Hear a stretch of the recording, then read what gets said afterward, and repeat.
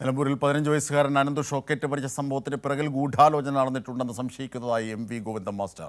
പ്രതി വിനീഷ് കോൺഗ്രസ്സുകാരനാണ്. തെരഞ്ഞെടുപ്പ് ലക്ഷ്യമിട്ട് പ്രതിപക്ഷം വിഷയം രാഷ്ട്രീയവൽക്കരിക്കുകയാണെന്നും ഗോവിന്ദൻ മാസ്റ്റർ പറഞ്ഞു. കഴിഞ്ഞ ദിവസം നിലമ്പൂർ വഴിക്കടവിൽ ഷോക്കേറ്റ് മരിച്ച അനന്തുവിന്റെ വീട്ടിലെത്തിയ CPIM സംസ്ഥാന സെക്രട്ടറി എം വി ഗോവിന്ദൻ മാസ്റ്ററും LDF സ്ഥാനാർത്ഥി M സ്വരാജും മറ്റ് പ്രമുഖ നേതാക്കളും ബന്ധുക്കളെ ആശ്വസിപ്പിച്ചു. കുറ്റക്കാർക്കെതിരെ ശക്തമായ നടപടി കൈക്കൊള്ളുമെന്ന് ഉറപ്പു നൽകി. പോലീസിന്റെ അന്വേഷണം ശക്തിപ്പെടുത്തണം, അല്ലെങ്കിൽ ക്രൈംബ്രാഞ്ച് അന്വേഷിക്കണം, അന്വേഷിച്ച് ആവശ്യമായ നിലപാട് സ്വീകരിക്കണം. വേണം. നാട്ടുകാർ ഇപ്പോൾ നിങ്ങളുടെ മുമ്പിലല്ലേ പറഞ്ഞത് കോൺഗ്രസ് ആണെന്ന്. വാർഡ് മെമ്പർ എന്ന് പറയുന്നത് വൈസ് പ്രസിഡന്റാണ്. അദ്ദേഹത്തിന് ഏറ്റവും പ്രധാനപ്പെട്ട ഈ നേതാക്കന്മാരുമായിട്ട് പ്രത്യേകിച്ച് സ്ഥാനാർത്ഥിയായിട്ട് ബന്ധമുണ്ട്. എൻ്റെ മുമ്പിൽ വന്ന പോലെ തന്നെ നിങ്ങളുടെ മുമ്പിലും വന്നെയാണ്.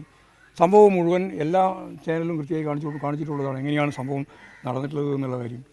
ഇനിയിപ്പോൾ അതിൻ്റെ പിന്നിൽ എന്തൊക്കെയാണെന്നുള്ളതാണ് കണ്ടെത്തുന്നത്. കേസിലെ പ്രതി കോൺഗ്രസ്സുകാരനാണ്, എന്നിട്ടും വിഷയത്തെ കോൺഗ്രസ് രാഷ്ട്രീയവൽക്കരിക്കുന്നു.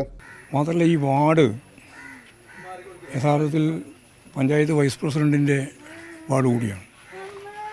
ഈ പഞ്ചായത്ത് വൈസ് പ്രസിഡൻറ്റും ആര്യാടും ഷൗക്കത്തും തമ്മിൽ നല്ല സൗഹൃദമുള്ള, ആ രീതിയിലൊരു ബന്ധമുള്ള ഒരാൾ കൂടിയാണ്. ഇവനാണെങ്കിൽ കോൺഗ്രസ്സുകാരനാണ് എന്നിപ്പോൾ ഇവിടെ നാട്ടുകാർ ഇവിടെ തന്നെ പറയുണ്ടായി. അത്തരത്തിലുള്ള ഒരു പശ്ചാത്തലത്തിലാണ് വളരെ ഗൗരവപൂർണമായൊരു അന്വേഷണം നടക്കേണ്ടത്. കാരണം ഇത് പെട്ടെന്ന് തന്നെ കോൺഗ്രസ് ആയുധമായിട്ട് ഉപയോഗിക്കുകയാണ്. ഈ ഭാഗത്ത് ഇന്നലെ രാത്രി വരെ ബോർഡോ പോസ്റ്ററോ ഒന്നും ഉണ്ടായിരുന്നില്ല. ഇന്നലെ രാത്രി ഈ സംഭവം നടന്നതിന് ശേഷം ഈ ഭാഗത്ത് കോൺഗ്രസിൻ്റെ പോസ്റ്ററും ബോർഡും എല്ലാം കൊണ്ടുപോവുക ചെയ്തു. കാരണം ഇന്ന് ആളുകളൊക്കെ ഇങ്ങോട്ട് വരും എന്ന് മനസ്സിലാക്കി.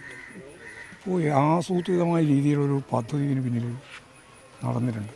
LDFനും സർക്കാരിനുമെതിരെ വരും ദിവസങ്ങളിലും കള്ളപ്രചാരണങ്ങൾ നടക്കുമെന്നും ഗോവിന്ദൻ മാസ്റ്റർ മുന്നറിയിപ്പ് നൽകി. News bureau, Nilambur.